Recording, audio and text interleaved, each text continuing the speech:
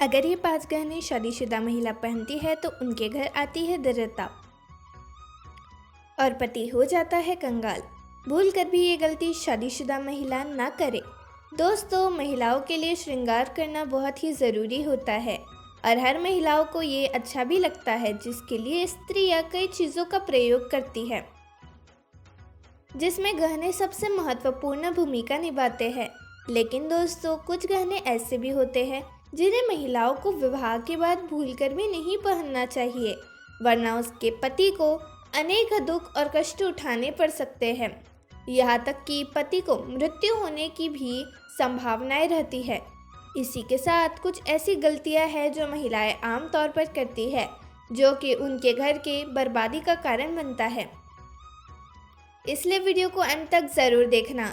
शास्त्रों और पुराणों में ऐसा बताया गया है कि महिलाओं के साक श्रृंगार करने से उसके पति के भाग्य में वृद्धि होती है।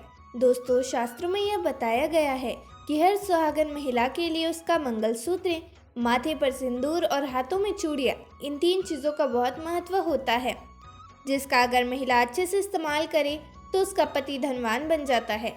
अगर कोई महिला अपने पति के नाम से श्रृंगार करती है तो उसके पति की आयु भी लंबी होती है और उसका भाग्य भी चमकता है। लेकिन अगर वह अपने श्रृंगार में कुछ ऐसे गहने पहन लेती है जिसे वस्तु और पुराणों के अनुसार बिल्कुल भी शुभ नहीं माना जाता, तो उसके पति का भाग्य खराब हो जाता है। तो आइए जानते हैं कौन से है वह गहने जिसे सुहागन महिलाओं को भूल से भी नहीं पहनना चाहिए। लेकिन उससे पहले अगर आप भी चाहते हैं कि माता लक्ष्मी का आशीर्वाद आपके ऊपर सदैव बना रहे, तो इस वीडियो को एक लाइक करके चैनल को सब्सक्राइब करें और कमेंट बॉक्स में जय लक्ष्मी माता लिखकर अपनी हाजिरी अवश्य लगाएं। तो चलिए बढ़ते हैं जानकारी की ओर। नंबर 1, दोस्तों, हमारे शास्त्रों में कान छेदने संस्कार के बारे में यह बताया गया है। किसी भी कन्या का कान छेदन संस्कार तभी करना चाहिए जब उसकी आयु किसी विषम संख्या में हो, जैसे कि 3 साल, 5 साल, 7 साल, 9 साल या फिर 11 साल। इसी तरह से आगे बढ़ती हुई वर्षों में हो जाना चाहिए। इसी के साथ इस बात का भी ध्यान रखें कि कन्याओं का जब कान छेदा जा रहा हो तो पहला कान बायां कान छेदना चाहिए। कन्याओं का पहला बायां कान छेदा ऐसा करना बहुत ही शुभ माना जाता है। इसी के साथ शास्त्रों में बालिकाओं के बारे में यह बताया गया है कि अगर बालिकाओं की नाक छेदनी हो तो उसकी बाई नाक को छेदना चाहिए। बालिकाओं की नाक दाई तरफ की नाक को कभी ना छेदे। ऐसा करने से कन्या को दोष भी लग सकता है और उसके कुंडली ग्रह भी खराब हो सकते हैं और कई शारीरिक बीमारियां भी लग सकती है। हर कन्या को अपने कान और नाक अवश्य छेदने चाहिए, क्योंकि इससे उनकी बुद्धि और शक्ति में वृद्धि होती है और माता लक्ष्मी की कृपा भी उन पर सदैव बनी रहती है। इससे उनकी कुंडली दोष भी नष्ट हो जाते हैं। दोस्तों, अब आइए जानते हैं कि स्त्री और कन्याओं को कान में कौन से कुंडल बिल्कुल भी नहीं पहनने चाहिए, जिससे उन्हें बहुत बड़ा पाप लगता है। दोस्तों, बाजार में कई तरह के कुंडल मिलते हैं, जिसमें से कई सारे नकली धातुओं से बने हुए आभूषण होते हैं, जिन्हें कई माताएं बहनें बिना सोचे समझे ही उन्हें धारण कर लेती है। इसके बारे में उन्हें पता नहीं रहता, लेकिन उससे उन्हें तमाम तरह की परेशानियों का भी सामना करना पड़ता है। इसलिए वास्तुशास्त्र में बताया गया है कि अगर आपको नई नई कुंडल धारण करने का शौक है तो आप उसे कुछ समय के लिए पहन सकते हैं, लेकिन नकली धातु को ज़्यादा समय के लिए अपने कान या फिर नाक में धारण करना ना रहे। अगर आपको लंबे समय के लिए कोई कुंडल पहनना है तो आपको चांदी या फिर सोने का ही प्रयोग करना चाहिए।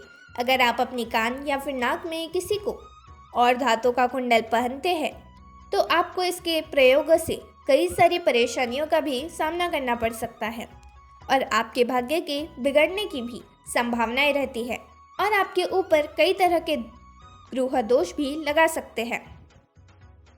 तो उनके पति के भाग्य और किस्मत पर गहरा प्रभाव देखने को मिलता है। उनको गंभीर बीमारी भी जड़ सकती है। इसी के साथ आपको यह भी बता दें कि किसी भी कन्या या फिर महिला को कभी भी अपने कान और नाक के छेद को खाली नहीं छोड़ना चाहिए। अगर आपके पास कुंडल नहीं है तो आपको नीम के पेड़ की छोटी सी डंडी को कान या फिर नाक में डालिए, लेकिन इसे कभी भी खाली ना छोड़े। आपने अपने बड़े बुजुर्ग या फिर नानी दादी को कहते हुए सुना होगा कि कान या फिर नाक के छेद को कभी खाली नहीं छोड़ना चाहिए, वरना यह अनर्थ के समान होता है। नंबर 2, दोस्तों हमारे शास्त्रों में यह बताया गया है कि किसी व्यक्ति को सबसे भारी दोष तब लगता है जब वह किसी दूसरे व्यक्ति की चीज़ को इस्तेमाल करता है, खासकर अगर कोई सुहागिन महिला अपने सुहाग के सामान या फिर साज श्रृंगार को किसी दूसरी महिला से मांगकर इस्तेमाल करती है, जैसे कि किसी और महिला से मांगी हुई कान की बाली कानों में डालती है, तो फिर यह घोर पाप होता है। इससे उनका वैवाहिक जीवन खराब हो जाता है और कई दोष आपके ऊपर लग सकते हैं। ऐसे में आपको मंगलसूत्र भी किसी और का इस्तेमाल नहीं करना चाहिए, नहीं तो आपको आपके दाम्पत्य जीवन में बहुत बुरे प्रभाव देखने को मिल सकते हैं। खास करके अगर आप किसी और महिला से मांग कर सिंदूर, चूड़ी या फिर कान की बालियां पहनती है तो आप सावधान हो जाएं और आप भी किसी से यह चीज़ ना लें और ना ही अपने श्रृंगार की चीज़ें किसी और को दें। नंबर 3, दोस्तों विवाहित महिलाएं अपने पैरों की में बीच की 3 उंगलियों में बिछिया पहनती है। दोस्तों महिलाएं बिछिया सिर्फ साज श्रृंगार के लिए ही नहीं पहनती, बल्कि शास्त्रों में यह बताया गया है कि बिछिया पहनने से पति और पत्नी के बीच प्रेम में वृद्धि होती है और उनके रिश्तों में हमेशा मिठास बनी रहती है। जो भी महिलाएं बिछिया नहीं पहनती, पति की वायु घटती चली जाती है। इसी के साथ बिछिया पहनने से वैज्ञानिक यह बताते हैं कि इससे थायराइड की संभावना भी कम होती है और गर्भाशय में समुचित रक्त संचार होता रहता है। आजकल बदलते फैशन के ज़माने में महिलाएं इन सब चीज़ों को पहनने से शर्माती है और इन सब चीज़ों को पहनने से परहेज करती है, लेकिन इन्हें यह नहीं पता होता कि इसको पहनने से उन्हें कितने संकट उनके जीवन में आने से पहले ही टल जाते हैं। इसी के साथ दोस्तों आपको उनके पैरों में हमेशा चांदी की बिछिया, चांदी की धातु की पहननी चाहिए। बिछिया मगर मछली के आकार की होती है तो यह सबसे ज़्यादा असरदार और प्रभावशाली मानी जाती है। अगर आप मछली और घुंघरू वाली बिछिया पहनती हैं तो इससे माता लक्ष्मी आपसे अति प्रसन्न होती है। दोस्तों आपने तो यह देखा ही होगा, घर में हमारी दादी नानी भी बिछिया और पायल पहनती है। वह घुंघरू वाली होती है क्योंकि घुंघरू की आवाज़ माता लक्ष्मी को आकर्षित करती है। ऐसे घरों में माता लक्ष्मी सदैव वास करती है। नंबर 4, दोस्तों गहनों की तरह ही कपड़ों का संबंध भी व्यक्ति की किस्मत से जुड़ा हुआ होता है। जो कपड़े हम रोज़ाना पहनते हैं उसके भी कुछ नियम होते हैं और कुछ ऐसी गलतियां होती है जो अगर महिला करती है तो उनके घर में गरीबी आ जाती है, लेकिन उन्हें इस बात का बिल्कुल भी पता नहीं होता और वह यह कहती है कि हमने तो कुछ भी गलत नहीं किया है, लेकिन फिर भी हमारे घर में बरकत नहीं हो रही होती है।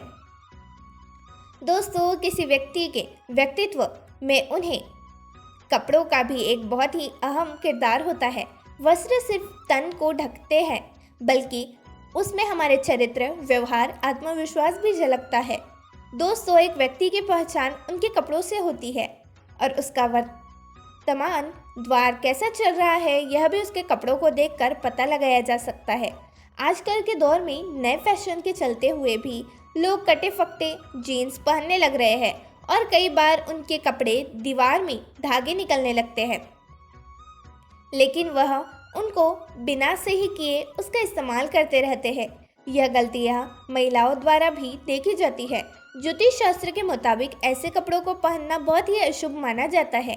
कटे फटे कपड़ों से शुक्र ग्रह प्रभावित होता है और यह हमारे जीवन में होने वाली शुभ अशुभ घटनाओं के लिए जिम्मेदार भी होता है। ज्योतिष शास्त्र के अनुसार कटे फटे कपड़े को पहनने से शरीर क्षमता और ऊर्जा नष्ट हो जाती है और इससे हमारा शरीर अनेक प्रकार की बीमारियों से ग्रस्त हो जाता है। शुक्र ग्रह के प्रभाव से बचने के लिए आपको कटे फटे कपड़े पहनने से बचना चाहिए और महिलाओं को घर में इस तरह के कपड़े को तुरंत ठीक कर लेना चाहिए जिसके धागे निकले हुए हो या फिर वह कभी खराब हो गया है। इसी के साथ अगर आपके कपड़े बहुत ज़्यादा पुराने हो गए हैं तो उसे पहनना बंद कर दीजिए और उसे अपने घर से बाहर कर दे। फटे पुराने कपड़े पहनने से आपका आत्मविश्वास घटता है और दृढ़ता आपका पीछा कभी नहीं छोड़ती। इसके अलावा दोस्तों, एक बात का अवश्य ही ध्यान रखें कि कभी भी आपको शनिवार के दिन नए कपड़े खरीद कर नहीं लाने हैं और रात्रि के समय नए कपड़ों को कभी भी घर से बाहर ना छोड़ें, वरना इसमें नकारात्मक ऊर्जा का वास हो जाता है जो कि आपके पहनने पर आपके जीवन के ऊपर बहुत बुरा प्रभाव डालेगा। दोस्तों, यह तमाम जानकारी जन रुचि को ध्यान में रखकर दी जा रही है। वास्तुशास्त्र के उपाय को अपनी आस्था और विश्वास पर आजमाएं। वीडियो का उद्देश्य मात्र आपको बेहतर सलाह देना है। इस संदर्भ में हम किसी प्रकार का कोई दावा नहीं करते हैं। धन्यवाद।